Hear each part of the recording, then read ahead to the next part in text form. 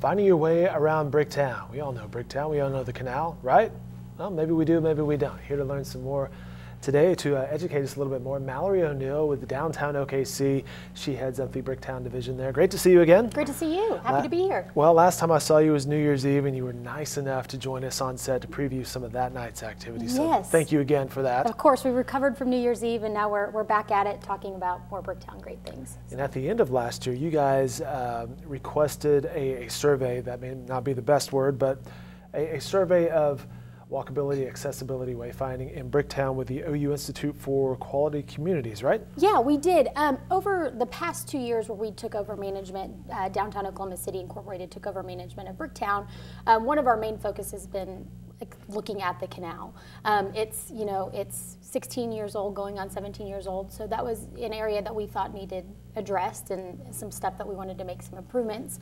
We started that last year with partnering with the city on getting some TIF funding to repaint railing and to look at pavers. So like the difference in a year physically of the canal has changed a lot. And then to take that one step farther, we wanted to get some work done with a qualified group to tell us how we can improve accessibility and how we can improve interaction with the canal. You know, the cosmetic things like painting the railings and the cobblestone, the pavers or whatever, makes a huge difference. It does. But you're talking about taking a step up, and this is a group that had done some other work here in the metro area. Yeah, they have a very impressive resume. They've done some great stuff in the Paseo district.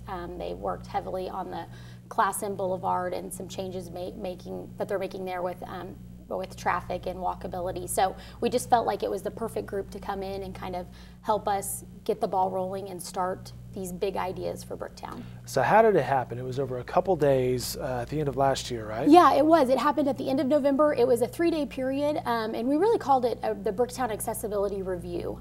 We took all of our Bricktown stakeholders and board members and invited them to this 3-day event, and their group, the IQC, spent a lot of time talking to those individuals, talking to the people that spend every day on the canal, getting feedback from them, and then we were out on the canal. We spent a lot of time walking it, taking a look at stuff, looking at how people can interact, if there are signs to make people aware of the canals there. So we looked at a lot of broad issues when you talk about accessibility. It's not just the walkability then, it's not just the navigating the area though, it could be signage, it could be maps. Right, exactly. We're looking at all of that. We're looking, we have elevators on the canal, but do guests that are visiting for the first time know that where the elevators are at and what levels they can go to. So we looked at a really broad scope of the term accessibility. We looked at stuff where how pedestrians interact with vehicles on some major intersections in Bricktown. So we really focused on the canal, but we went a little step farther and looked at some other areas that are big concerns for us. Well, that's a great idea to do this, because with things like Brickopolis, which brings new family and kiddos into the area, that changes how people use the area. You're right. It's changed, and that's where we focused on the canal is getting older. So there's things that we need to continue to improve as it grows up and as it develops, and we've seen a lot of change on the canal over the past couple of years, so we feel like it's important to continue these conversations and make sure that we're aware of the evolving and changing canal as it is. Chatting with Mallory O'Neill from Downtown OKC about the Bricktown Accessibility Review. It's a 32-page document that I have here, and they came back with some recommendations. Yeah, they did. They came out with some wonderful ideas. We're really, really excited about it. It's still in the process of being worked on, so this is a first draft we've seen. They're going to come in February and present to our Planning Operations Committee, present to our Board of Directors the final report, and then we will have that as kind of a working tool to go off of and kind of determine what we want to do moving on from there. So that's the next step. They'll get a final draft to you perhaps in February, yes, and then you yes. look at that. Yeah, we can knock out this. This is low-hanging fruit.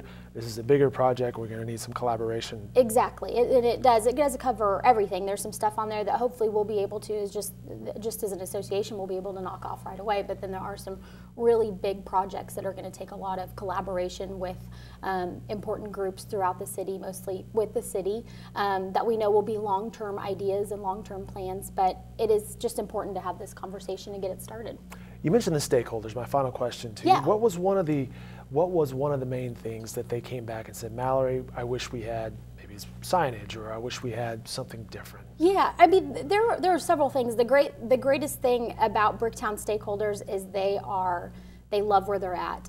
They have huge pride in Bricktown and a lot of pride in the canal. So it really was a positive 3-day experience where it wasn't like we want this and we need this.